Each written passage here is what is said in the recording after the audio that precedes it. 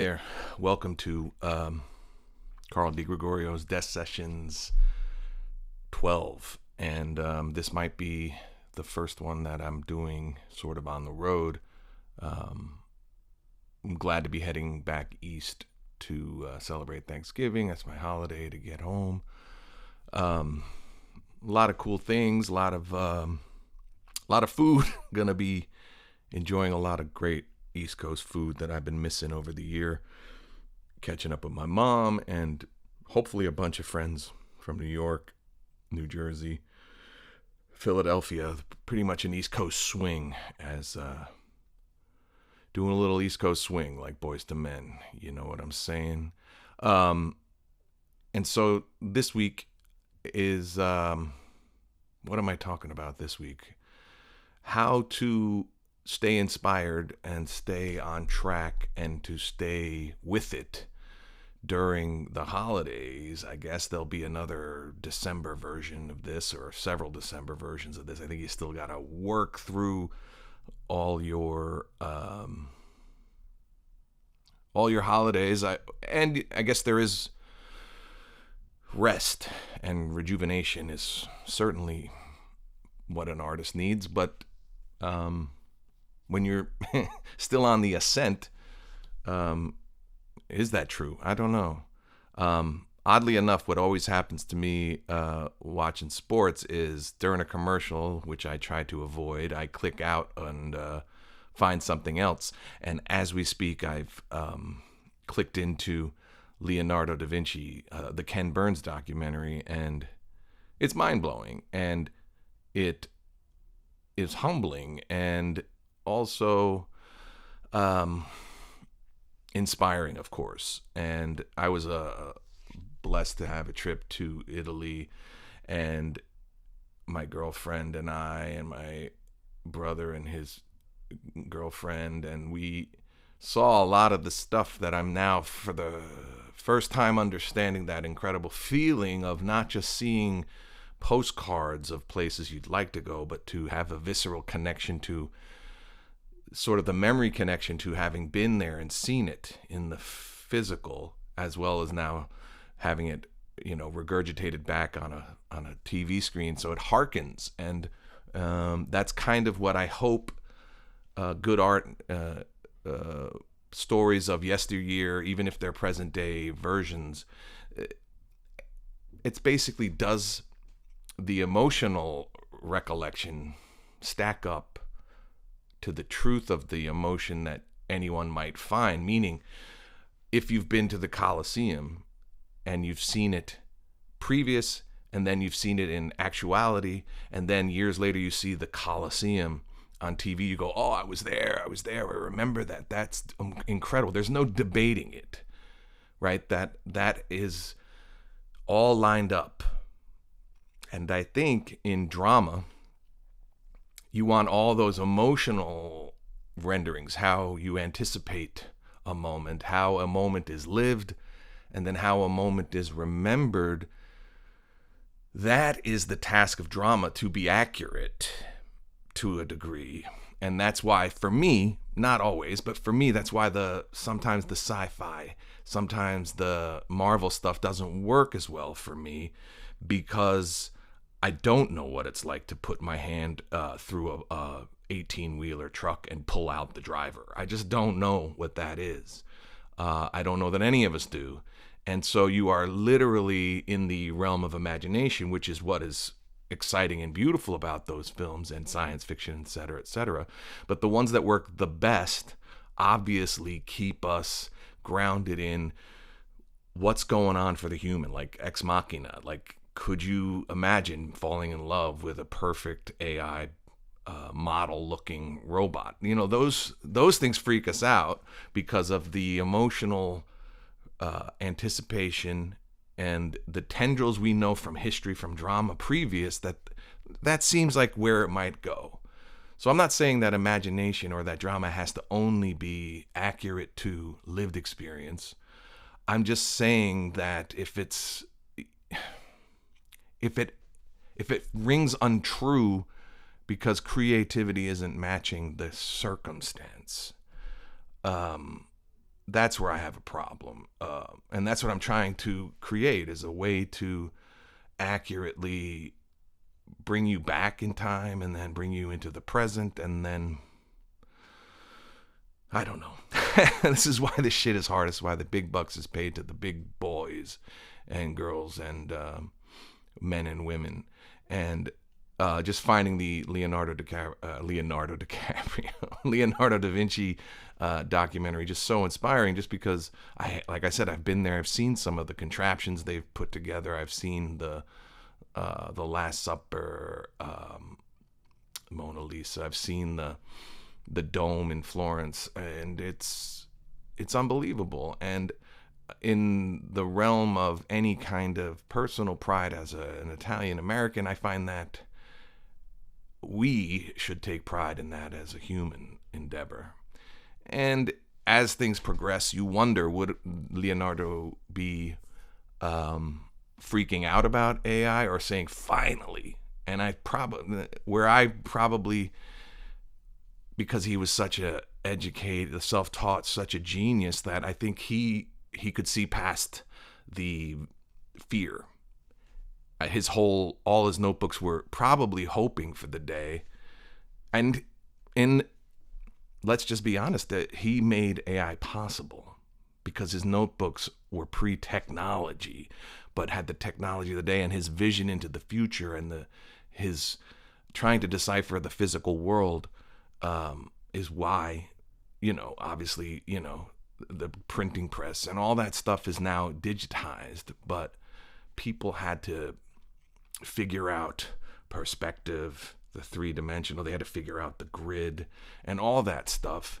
And it was hand-drawn and hand-conceived and then recreated from memory. And my issue with AI, if I have an issue, I don't, but I mean, I do, but it's of us. The human is I think the thing to be preserved. And I think where society, where politics, and where culture can interfere is the idea that we are giving up, that we fucked it up, or that we can't handle it, so let's give it up to the machines. And that's a mental health issue en masse, and that is not the direction I want to see us lean into. I think we are capable. I think we are. Time is a continuum, correct? So anyone alive in the last 50 years is the same dot on a graph. I've said that to a lot of people. And culture will say baby boomer, Gen Z, Gen X. Culture tells you that, but eternity tells us that we are all alive in the same little dot. And we will be kept in time like the Florence, the citizens of Florence, the citizens of Rome, as a dot in the timeline. Then one sticks out, Leonardo da Vinci. Culture may have had things going on that we don't remember because progress was judged by the printing press and what Da Vinci could, these things are a continuum. And so I say that to say my fear of AI is our laziness and our not looking each other in the eyes anymore and saying, it's us. We figured all this shit out. We across all lines, across ages, across genders, across races, it's just us. If you don't see the beauty in us, in nature, the natural world, then maybe AI is a thing to dread. But I don't know. We'll work it out. And that is my dream. And what I hope to take home with my annual trip is a little rest, definitely connecting with my mother and making sure things are, where they can be. And I get to, do the Thanksgiving thing and sort of get back to the place where my ideas started, and occasionally in my trips back home, I've had melancholy because I wasn't, the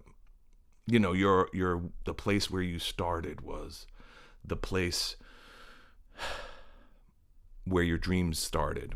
And then when you go back to that origin story, going back to Marvel, my origin story of hyperverbal, stressed out 6'2", stand-up comic, actor, writer, all those things, before my superpowers became evident. When you go back and you do an annual kind of trip or a reassessment, I guess I have to tell myself, and I am going to tell myself, that the gift that I've given myself is I'm still doing all the things that were extracurricular, do you know what I mean? And were for my pleasure.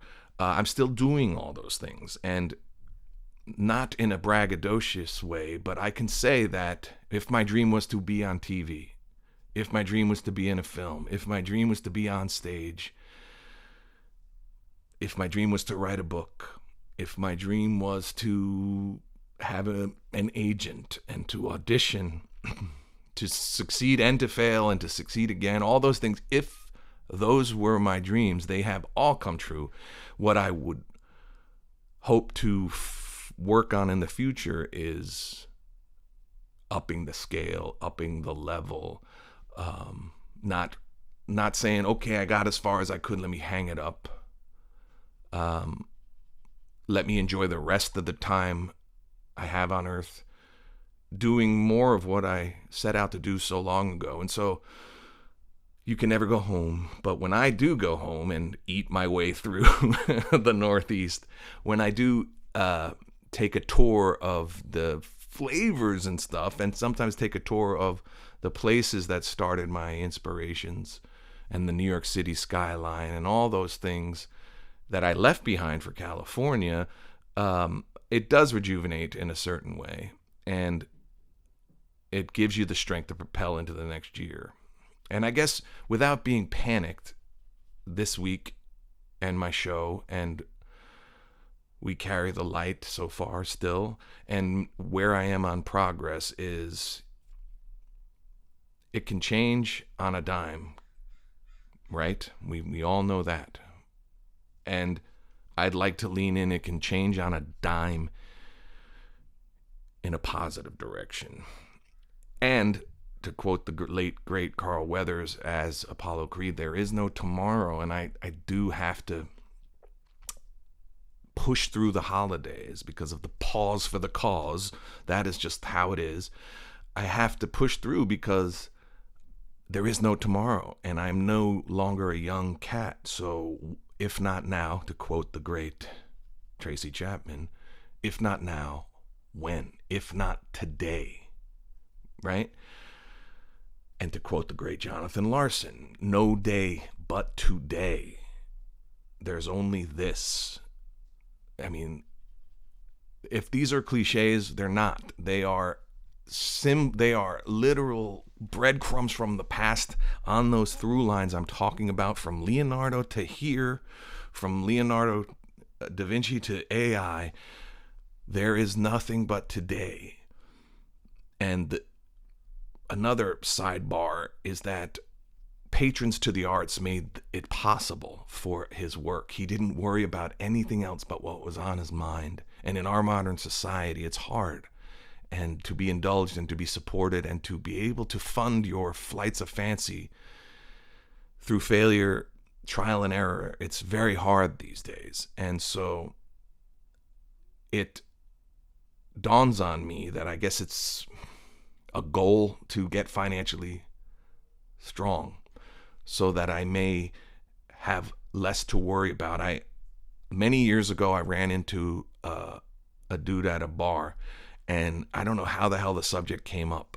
I guess somehow I made a correlation between Native Son, the Richard Wright novel, and the Kama Sutra, the Indian sex manual, which is not really just about sex. That is sort of the salacious part of the book. But the thing that stuck out in the Kama Sutra was that prosperity, and prosperity could mean a lot of things, but prosperity was the key to love relationships. Me and I, you can boil it down to like no romance without finance, And then in Native Son, Bigger Thomas, I think, or Thompson, Bigger Thomas says to the white communist rich kids, he says, she asks him, hey, are you in love with your girlfriend? And he goes, we're too broke. Love is a luxury, or that ain't for us, or something along those lines. And I made the correlation.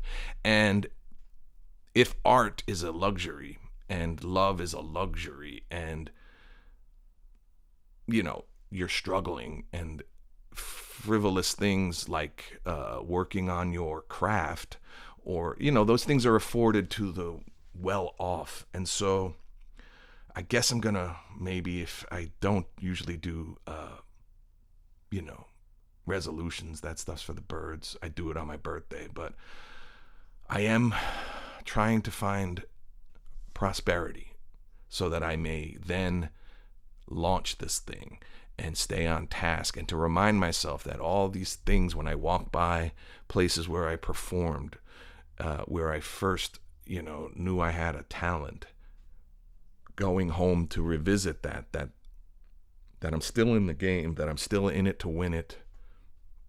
That is my secret sauce. That is my ultimate success so far, is that I am still in it to win it. And I've hung in there, and I just have a feeling I gotta hang in there just a little bit more, because there is no tomorrow, and my fucking path is it's right there. My dream is right there.